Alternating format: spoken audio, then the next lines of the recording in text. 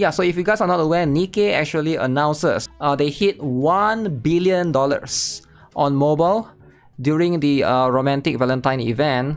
That's crazy, right? Up until this point, not just during, actually this is a bit misleading, right? Not during the romantic Valentine event, it's up until, right?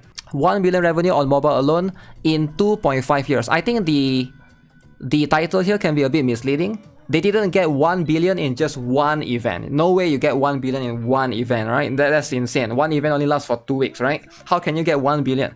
So it's so misleading. But 1 billion up until the romantic Valentine event, right? And also, just so people know, more than half of the player spending come from the game's Japanese players. I think a lot of people know this, right? If you play Nikke, JP is usually the highest one, the highest revenue. Okay, there's a lot of GIFs here. I'm just curious what people say on Reddit, right? We are getting the 20 years with this one. So I do think that Nikke is going to last for a while, right? Nikke is going to last for a little bit. If you guys are concerned that Nikke will don't worry about it, right? Because Nikke seems to be one of the games that's hopefully will be safe for the foreseeable future. Hopefully they don't go anywhere around unless they messed up hard and unless there's a similar competitor that comes out and, you know, try to take over the audience. Okay, so let's look at the article because it did mention quite a number of things. Shift Up's action shooter RPG. Nikke has surpassed 1 billion in lifetime players spending on mobile, joining the Unicorn Club in just under 2.5 years. So 2.5 years is kind of interesting, right? So that's I would say this is like a pretty good accomplishment for 2.5 years to be earning this amount. And it's saying only on mobile, so I'm guessing PC is a separate one entirely, or maybe like they have a different data for that. So after launching on November 4th, so that was when Nikke came out. I can't believe it's been 2.5 years. Has it really been? November 4th, 2022. So now we're 2025. Yeah, I guess it's around there, right? The title raised to 553 million in gross mobile player spending during its first year. Alright, revenue slowed down in year 2 with 344 million spent by players. So the first year it earned a lot. It earns $500,000, right? So you can see Nikke did go down. It did go down. So it gets $500,000. Second year it went down. Alright. And then it accelerated again in 2024 November, kickstarting year 3. Alright. So that is during the third year, right? I believe. According to AppMagic estimates comprising player spending on Google Play and App Store, Goddess of Victory Nikke has since crossed 1 billion gross mark on February 15th. Alright, that's somewhere last month.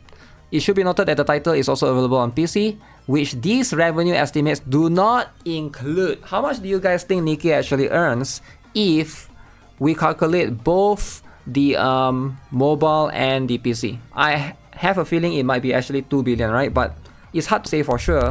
Nikke is not on PS5 as far as I know, so that's just what it is. The launch month remains its most lucrative to this day. Yeah, remember what I said last time about gacha game, you know, the revenue as a whole? Usually the first month is usually the most profitable month.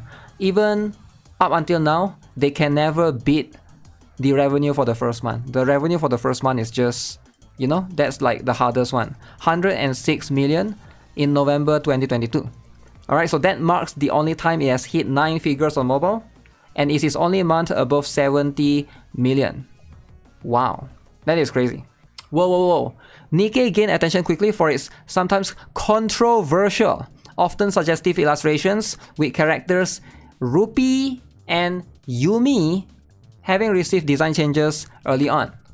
Wait, Yumi? I know Rupee, okay, everybody knows of the Rupee drama back then. So this is the winter one, right? Winter Rupee. Back then it was a little bit more complex. To the point that this meme, I'm not sure how many of you guys remember this meme, right? But that back then, because this character was censored so much, okay, players were so mad. Okay, so to be fair, it wasn't a censorship, right?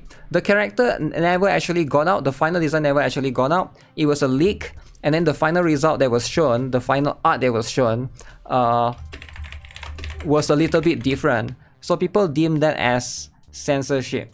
but as you can see, that's just how it is, right?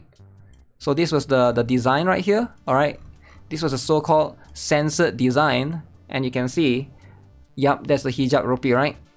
But I'm not sure about Uni having some design changes early on. As far as I know, maybe there was like 1 or 2, right? Maybe, I can't remember per se, right? This led to fans voicing their complaints online around censorship from publisher Tencent, but far from halted its fast march from milestone to milestone. The game's second strongest month followed immediately after its launch month, with December 2022 seeing 68.4 million in player spending, though this marked the beginning of a 5-month decline, down to 33.6 million in April 2023.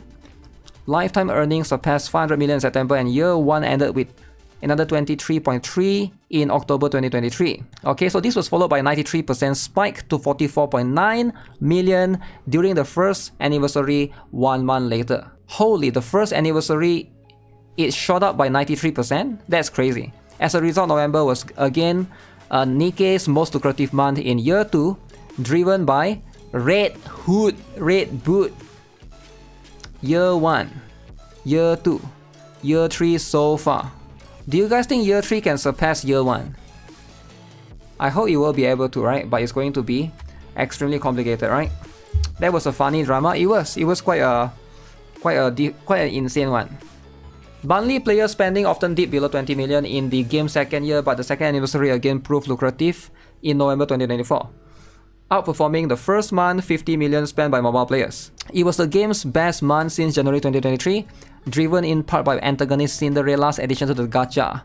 So Cinderella did boost the sales a little bit. That is kinda crazy. Okay, it makes a lot of sense though, anniversary character, but I wonder if Rapi Red Hood did well.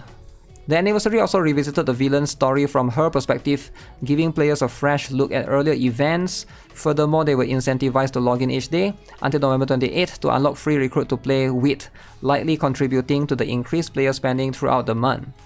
Fast forward to February 2025, which is the recent month. Alright, so Nikke has seen 1 billion during the romantic Valentine event, which saw players run a pirate team maid cafe with temporary mini-games like cleaning tables, organizing waitresses, and serving customers the correct orders. I feel like this event didn't do so well, right? Compared to a lot of the other ones, I think this event is just alright, because a lot of people are saving.